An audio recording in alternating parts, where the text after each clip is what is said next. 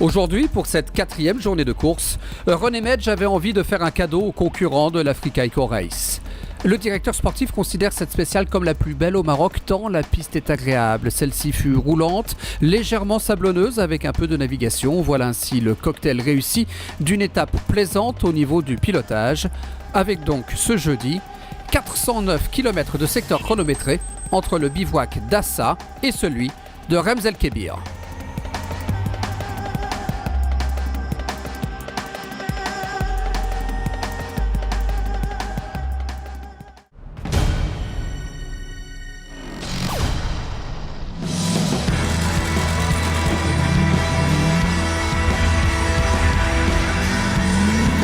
Et on débute avec la catégorie autocamion, car l'Africa Eco Race est le seul rallye au monde où il existe un classement combiné autocamion. Les camions, justement, la catégorie est très animée avec pour objectif pour les pilotes donner du fil à retordre à l'impressionnant Kamaz de Karginov. Et c'est un autre Kamaz qui s'est distingué aujourd'hui, celui de Kuprianov qui fonctionne au gaz. Aujourd'hui, il a bénéficié des 2 crevaisons de son compagnon d'écurie pour terminer devant son compatriote. C'était une belle journée. Nous sommes très heureux du résultat. Nous n'avons pas eu à nous arrêter. Nous n'avons pas crevé. Tout au long du parcours, nous avons reconnu des endroits où nous étions passés l'an dernier et on avait eu des crevaisons ici même. Donc nous avons été vigilants. On a réussi notre coup et on pense que nous avons fait un bon résultat aujourd'hui. Effectivement, il boucle cette spéciale en 4h25 et 55 secondes à la 11e place du scratch. Et en remontant rapidement dans le classement de cette journée, on trouve comme hier dans le top 5 Pascal Thomas. Lui qui a ressorti son casque du placard après avoir annoncé prématurément sa retraite à l'issue de sa 2e place l'an dernier est impressionnant de régularité. Il a crevé à 15 km de l'arrivée mais rien de grave, il finit 5e. Devant lui, Patrick Siréjol qui boucle cette journée 4e. Il a bien roulé pendant les 150 premiers kilomètres puis a eu un problème de gonflage sur une roue. Il a dû s'arrêter pour réparer et à 80 km de l'arrivée, il a eu le même problème mais de l'autre côté. Du coup, il perd un peu de temps et laisse la 3e place à Andriy Cherednikov.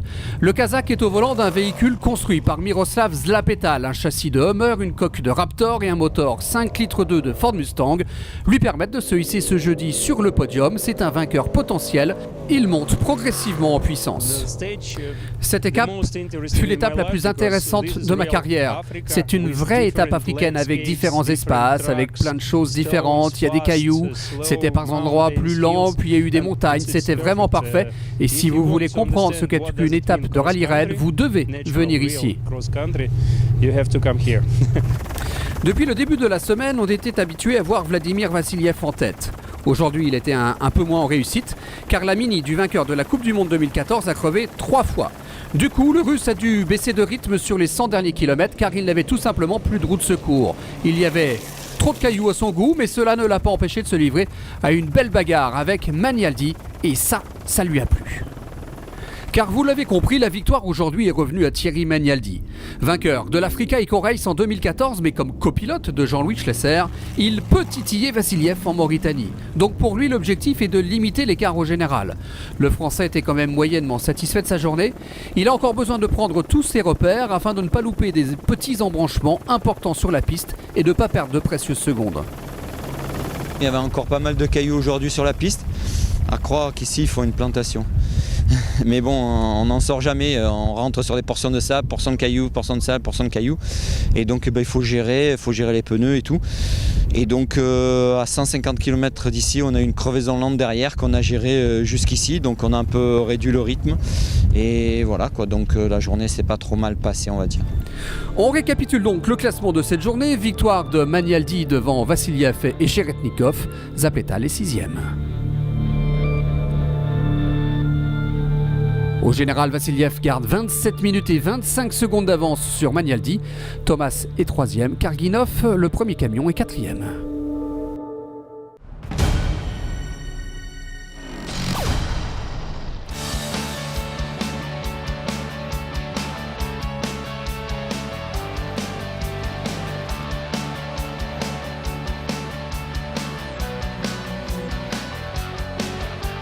Je suis co-driver à l'équipe G-Energy Team et voilà, ça, je peux vous présenter mon bureau de travail pour Africa Race.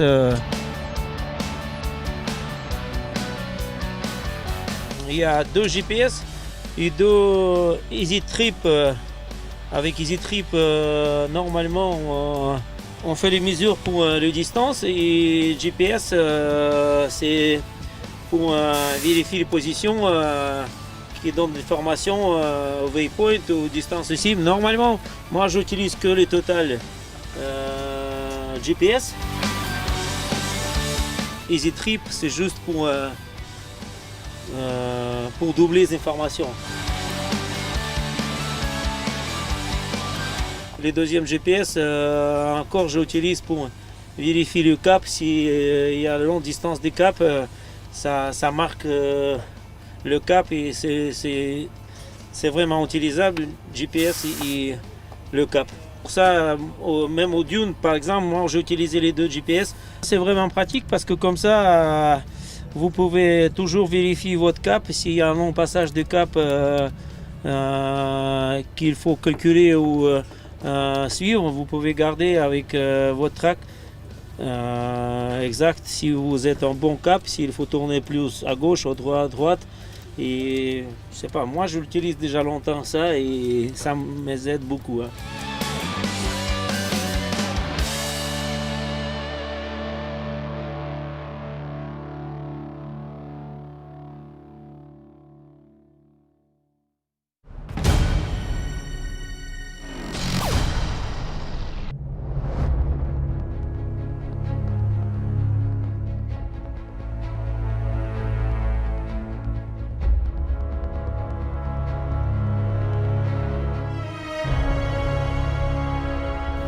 On passe maintenant sur 2 roues, avec une spéciale très roulante, mais où il fallait bien entendu se montrer très attentif et vigilant pour ne pas partir à la faute. Concentration donc de rigueur pendant plus de 400 km pour les rescapés de l'Africa Eco Race. Et parmi les plus concentrés, le russe Dmitry Agoshkov. Comme hier, il boucle la journée en 5e position. Agoshkov s'était illustré l'an dernier sur le rallye en terminant dans le top 10. Il confirme cette année et il faudra le surveiller au fil des jours. Agoshkov finit derrière Palander sous le Valsetter, mais le Norvégien a le moral dans les chaussettes depuis 4 jours.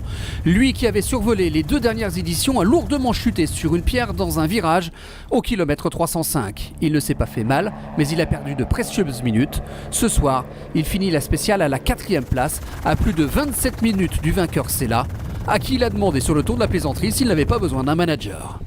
Celui qui impressionne également depuis le début du rallye, c'est le Marocain Harit Gabari, qui fait preuve d'une incroyable régularité lui aussi. Sa machine tourne comme une horloge. Il a toutefois dû faire face sur cette 4e spéciale à un problème bien spécifique. Son indicateur kilométrique est tombé en panne, donc difficile pour lui ensuite de se caler avec le roadbook. Il perd au total 10 minutes pour réparer et ainsi pouvoir repartir. Mais comme hier, il coupe la ligne en 3e position à un peu plus de 25 minutes du vainqueur du jour et près de 12 minutes de Paolo Cecchi. Et l'Italien, lui, a doublé au Valsetter sur un secteur rapide. Normal, sa machine est bien plus puissante, mais il sera maintenant intéressant de voir comment sa Honda, qui affiche près de 60 kg de plus que les KTM, se comportera dans le sable en Mauritanie. Je suis content, j'ai fait une bonne étape. J'ai sûrement la limite de la moto lourde, mais elle roule bien. Je vois avec Pal qu'aujourd'hui aussi je l'ai passé, je l'ai doublé. Et donc la moto va bien et le pilote aussi. Et il y a le jeune Jev qui est très très vite, très rapide. Et donc on voit les prochains jours qu'est-ce qu'on peut faire. Cecchi l'a évoqué, tout le bivouac est en admiration devant Gabe Sella, concentré sur un seul objectif, faire le meilleur résultat possible au Lac Rose à Dakar. Aujourd'hui, il gagne pour la 3e fois en 4 jours. Aucune effusion de joie car l'Israélien est aussi un perfectionniste. Aujourd'hui, ce n'était pas parfait. J'ai fait des erreurs de navigation, j'ai eu quelques problèmes à trouver la bonne piste et le bon cap. Et puis je suis aussi tombé. Je n'ai pas vu un shot, je suis passé par-dessus la moto. J'ai mis 1 ou 2 minutes à me relever et ensuite tout était ok.